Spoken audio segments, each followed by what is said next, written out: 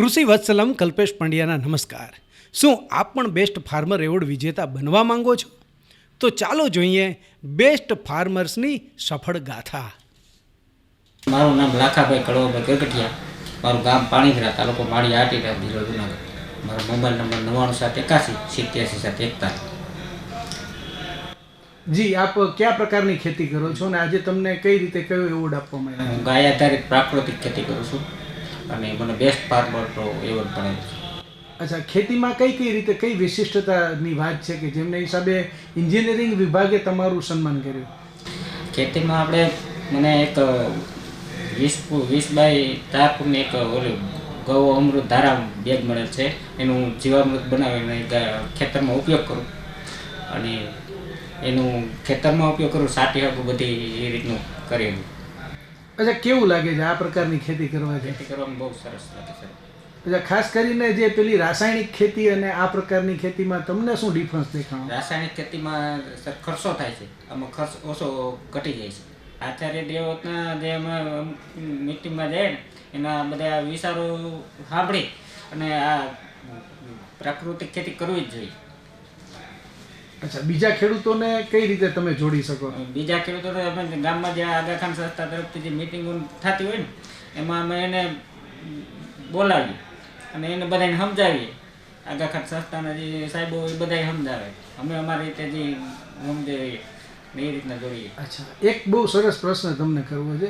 ઘણા ખેડૂતો જે છે એ પ્રાકૃતિક ખેતીમાં જોડાતા નથી ને આપણને ગાંડા સમજે છે કે તમે ગાંડા છો અને તમે આ કરો જ નહીં, ખોટું છે, આવનાર ભવિષ્યમાં ઉત્પાદન ઘટશે તો પૂગી કેમ વળશું?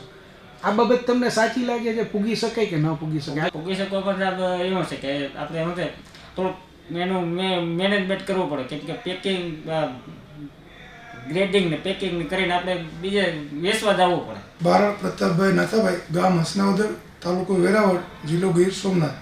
GSL ફાઉન્ડેશન દ્વારા મને અનએરોબિક બેક્ટેરિયાની બેગ આપવામાં આવી હતી। એમાંથી એ બેગમાંથી અનએરોબિક બેક્ટેરિયાના પ્રવાહી લિક્વિડ બને છે, એનો હું ખેતીમાં ઉપયોગ કરું છું। એનાથી મારી જમીનની ફળદ્રુપતા વધે છે અને પાક ઉત્પાદન સારું થાય છે। GSL ફાઉન્ડેશન દ્વારા મને આપવામાં આવ્યું હતું। અચ્છા, ખાસ કરીને આજે જુનાગઢ કૃષિ યુનિવર્સિટીમાં આપને બેસ્ટ ફાર્મરનો એવોર્ડ આપવામાં આવ્યો છે, એ વાત કરો। મને જુનાગઢ કૃષિ યુનિવર્સિટી દ્વારા એન્જિનિયરિંગ ફાર્મર એવોર્ડ આપવામાં આવ્યો, એ બદલ હું ખુશ છું અને એનો આભાર માનું છું અને હું એનો ખેતીમાં ઉપયોગ કરું છું। કઈ રીતે ઉપયોગ કરો છો, કેટલા સમયથી કરો છો અને એનાથી તમને શું ફાયદો છે? અનએરોબિક બેક્ટેરિયા પ્રવાહી સ્વરૂપમાં હોય એનો હું ખેતીમાં પિયત દ્વારા ઉપયોગ કરું એટલે કોઈ રોગ જીવાત ન હોય ને જમીનની ફળદ્રુપતા વધે છે। અચ્છા, એનાથી શું ફાયદો થયો છે એમ વિશેષ? મારે ખેતી ખર્ચ ઘટી જાય છે, કોઈ બીજું બહારથી કોઈ ઇનપુટ લાવવું પડતું નથી। રાસાયણિક ખાતરો, જંતુનાશક દવાઓનો ઉપયોગ કર્યા વગર હું મારું ખેત પેદાશોનું ઉત્પાદન કરી શકું છું। અચ્છા, તો ખાસ કરીને પ્રાકૃતિક ખેતી માટે આ પ્રકારે કરવું જરૂરી? હા, પ્રાકૃતિક ખેતીમાં આ રીતના ખેતી કરવામાં આવે તો રોગ જીવાત અને પાક તંદુરસ્ત બની શકે છે અને રોગ જીવાતનું નિર્માણ થાય નહીં, સારું ઉત્પાદન લઈ શકાય છે એમ।